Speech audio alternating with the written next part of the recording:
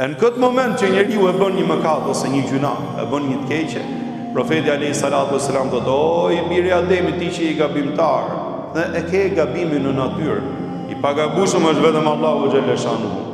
Në momentin që e shikon që bën një gabim, reflekto, bëje një të mirë, pasoje me të mirë, se Allahu xhaleshanu t'jep mundësinë që kur një të mirë e bën direkt mes keqes, dhe pendohesh, Allahu ta fshin keqen, subhanallah. Innal hasanati yudhhibna as-sayyi'at. Me të vërtet veprat e mira i fshin veprat e këqija, subhanallah. Dhalika dhikra lidh-dhakirin. Et-taibu min adh-dhanbi kaman la dhanba lahu. Ai që pendohet nga një mëkat sikur mos ta ketë vepruar fare atë mëkat.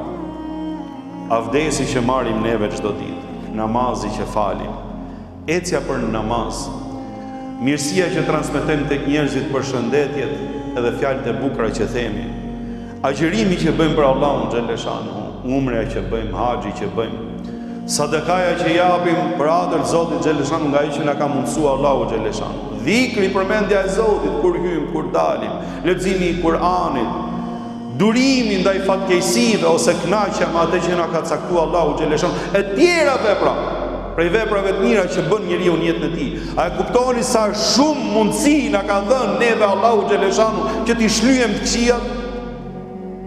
E prej mirësisë Allahu xhaleshanu tregohet se i madhi Zot i ka urdhëruar engjëllin që shkruan veprat e këqija të njeriu, nëse një prej robëve të mi e bën një të keq, mos ia shkruaj më një herë, sepse mundet ai ta bëj një pendim dhe nuk e shënon fare. Sepse mundet ai t'i kthehet Allahu xhaleshanu me një vepër të mirë si formë reflektimi ose reagimi ndaj asaj të keqe që ka bërë, e Allahu xhaleshanu të mirën e ka 1/10 e fshin të keqen dhe ngelen 9 të mira aty, subhanallahu.